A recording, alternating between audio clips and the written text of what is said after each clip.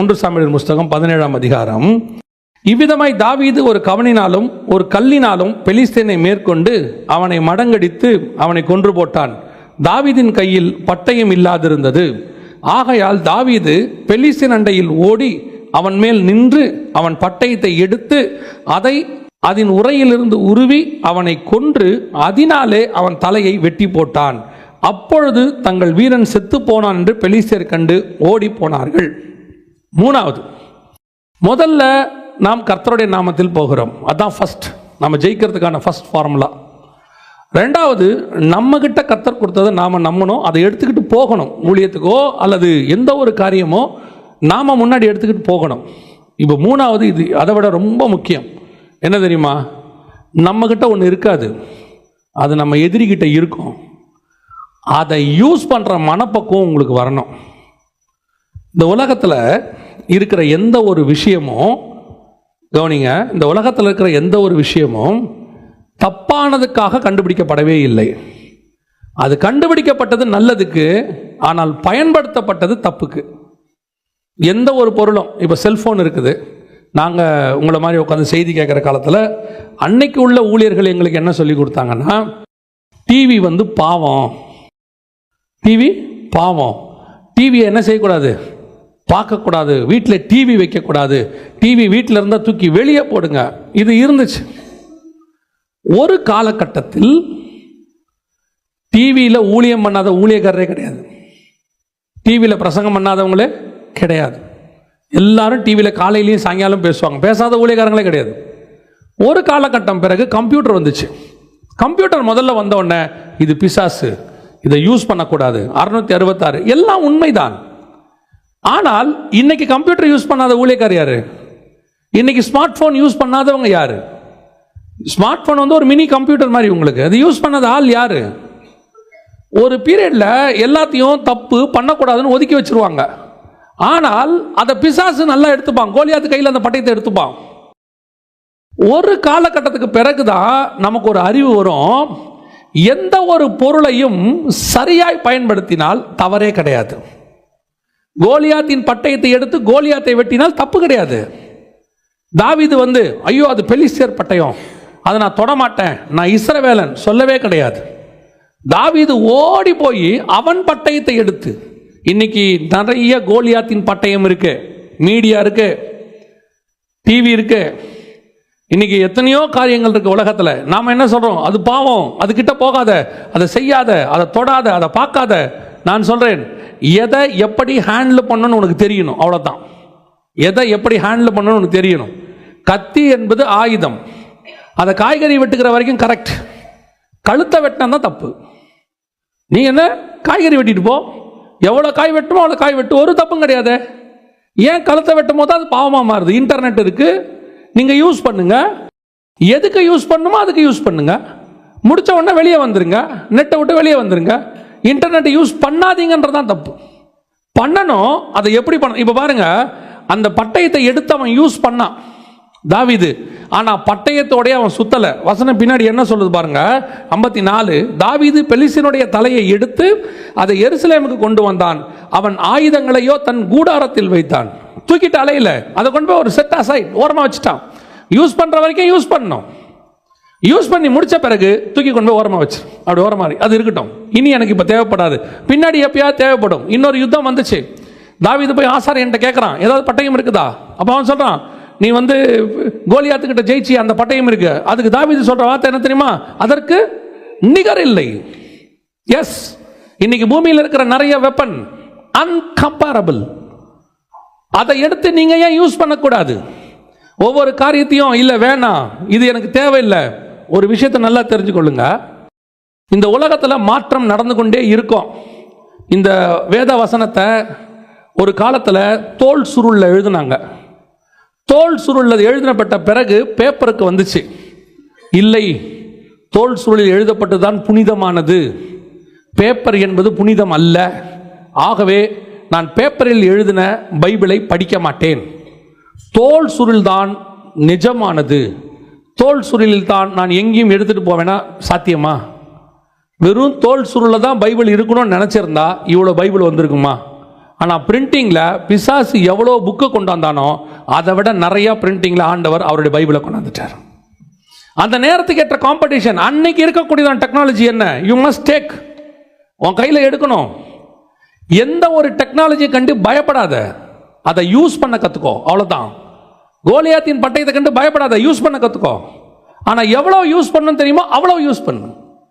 போய் அதுக்கு அடிக்டாக மாறிடாத. இன்னைக்கு இருக்கிற யங்ஸ்டர்ஸ் இருக்கிற மிகப்பெரிய ப்ராப்ளம், ஒன்று அதை பார்த்து பயந்து ஓடிடுறான், இல்லை அதுக்கு அடிமையாயிடுறான், அதோட போய் மாட்டிக்கிறான். இதான் இன்னைக்கு பிரச்சனை. ஒரு ஊழியக்காரர் அன்னைக்கு அழகா பிரசங்கம் பண்ணார், சூப்பரா இருந்துச்சு. இன்னைக்கு பவுல் இருந்தால், இப்போ பவுல் மினிஸ்ட்ரி பண்ணா மீடியாவை யூஸ் பண்ணுவாரா மாட்டாரா?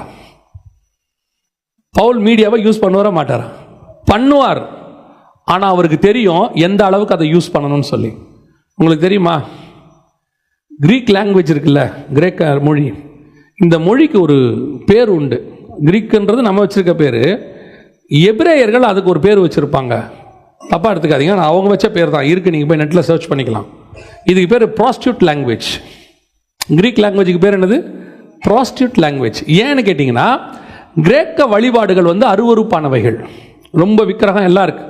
அதனால் இந்த எபிரேயர்கள் வந்து இதை யூஸ் பண்ண மாட்டாங்க, கிரீக் லாங்குவேஜை, கிரேக்க மொழியை யூஸ் பண்ண மாட்டாங்க. அதை வந்து ரொம்ப அருவருப்பாக நினைப்பாங்க.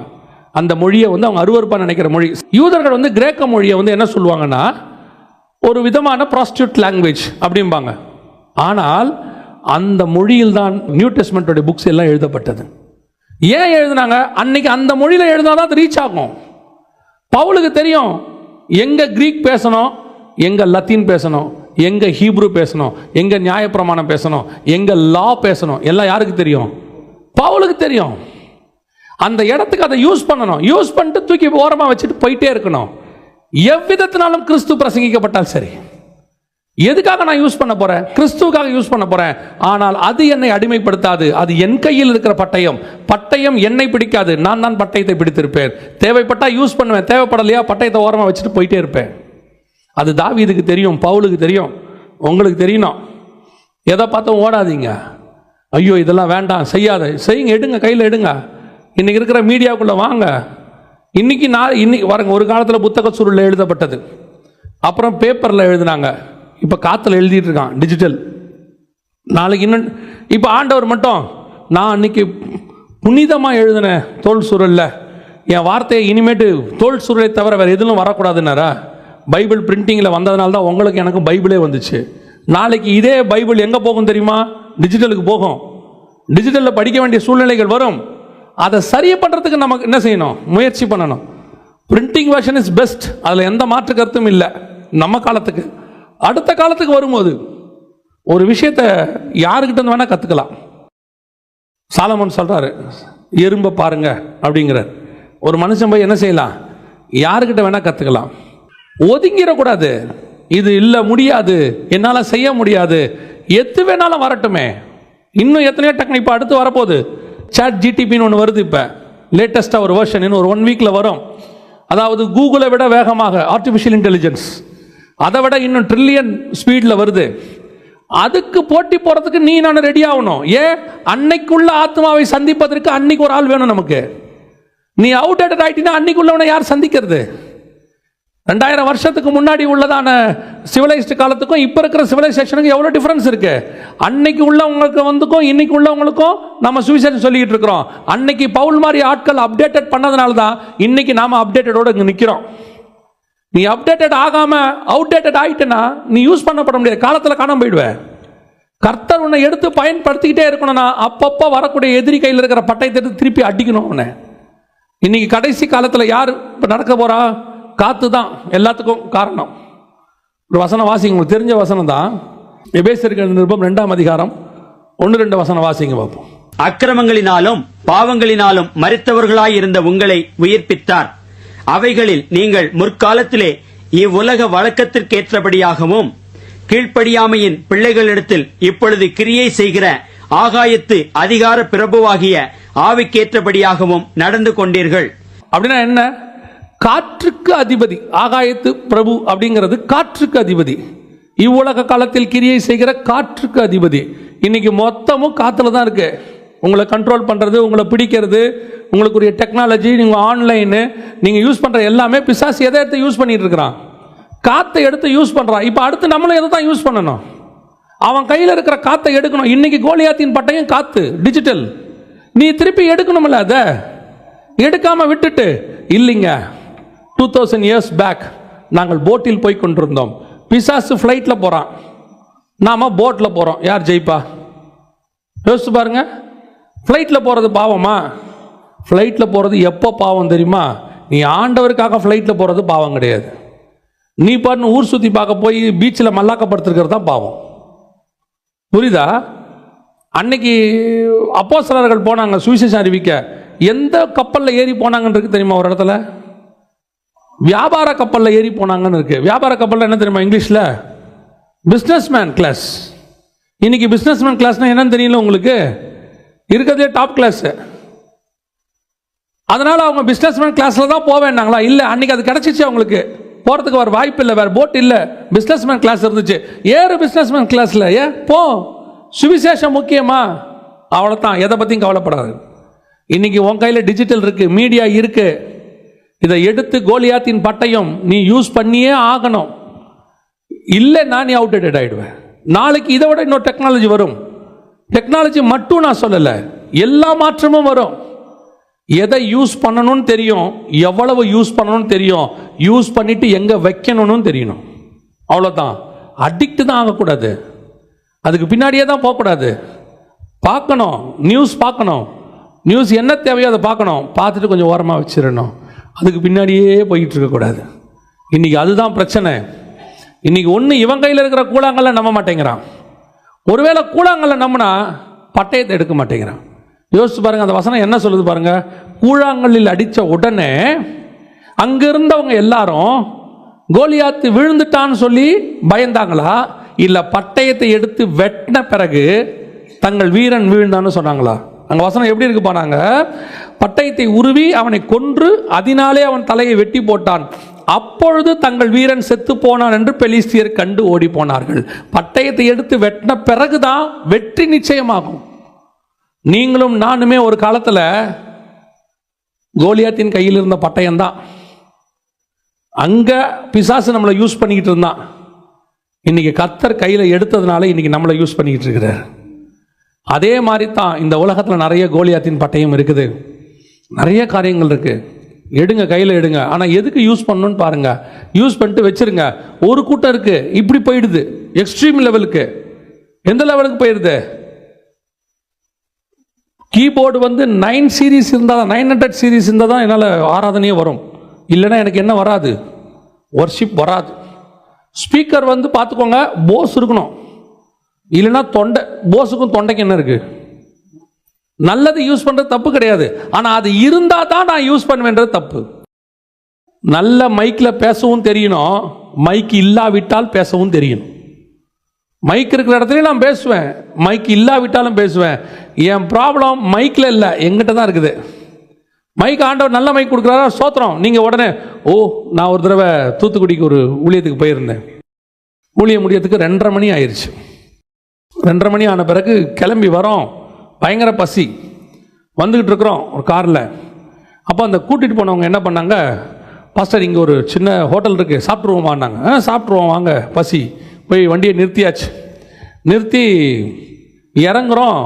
அந்த வண்டி ஓட்டின டிரைவர் வரமாட்டார். ஐயோ நான் வரலிங்க அப்படின்னாரு. நான் கேட்டேன், ஏன் பிரதர் வாங்க சாப்பிடுவோம். இல்லை இங்கே சாப்பாடு 150 ரூபா. சரி, இதுலேருந்து இன்னொரு 25 கிலோமீட்டர் தள்ளி அங்கே போயிட்டோம்னா 100 ரூபா தான். நாம் காசை வேஸ்ட் பண்ணக்கூடாதுன்னு நான் சொன்னேன். நீ இங்கே உட்கார், உள்ளே வந்துடாத. ஏன்னா நீ இதுக்கே இப்படி பேசுகிற. நான் எக்ஸ்ட்ராவாக ஒரு சிக்கன் ஆர்டர் பண்ணால் எனக்கு வயிறு வலி வந்துடும். ஐயோ என்ன இவந்தால் இப்படி திங்கிறானேன்றான். இப்போ அங்கே சாப்பாடு 150 100ங்கிறது முக்கியம் இல்லை, சாப்பிடணுமா இல்லையாங்கிறது தான் முக்கியம். நீ ஒரு முடிவெடுத்து, இனிமேல் நான் 150 ரூபா சாப்பாடு தான் சாப்பிடுவேன், நான் வழியில் நின்று சாப்பிட மாட்டேன். ஏனென்றால் என்னுடைய ஊழியத்தின் எல்லை பெரிதாகிவிட்டது. நானோ என்றால் KFCயில் மட்டுமே என்னுடைய வாய்கள் திறக்கும், மற்ற இடங்களில் என் வாய்கள் மூடப்பட்டிருக்குன்னா தப்பு. அங்கே ஒரு தேவை இருக்கு, அங்கே அதுதான் இருக்கு, வேற இல்லை. யூ கேன் ப்ரொசீட், தப்பே கிடையாது. பல நேரத்தில் கர்த்தர் நமக்கு சொல்லி கொடுக்குறாரு. அதாவது ஆடம்பரம் தேவையே கிடையாது. சில நேரத்தில் அத்தியாவசிய செலவு நீ பண்ணி தான் ஆகணும். You must do. சில நேரங்களில் நம்ம கோலியாத்தின் பட்டயத்தை கையில் எடுக்க மாட்டேங்கிறோம். ஐயோ இது என்ன பண்ணுறது?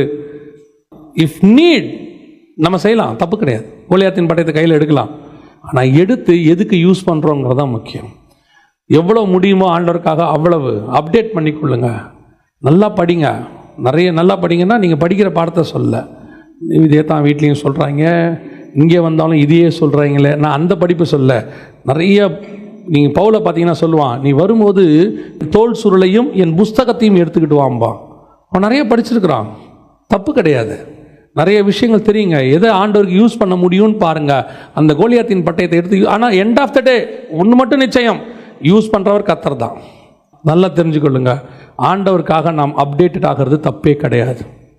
ஆனால் ஒன்று மட்டும் தெரியணும், அது கோலியாத்தின் பட்டயம்.